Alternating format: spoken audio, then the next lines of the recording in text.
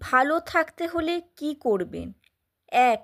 জীবনে চলার পথে অন্যের উপর নয়, নিজের উপর বিশ্বাস রাখতে হবে।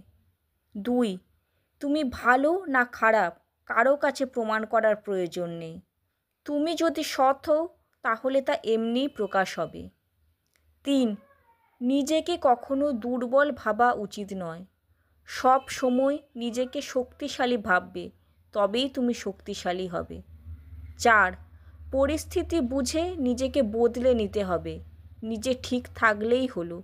কে কী ভাববে এটা ভাবার দরকার নাই।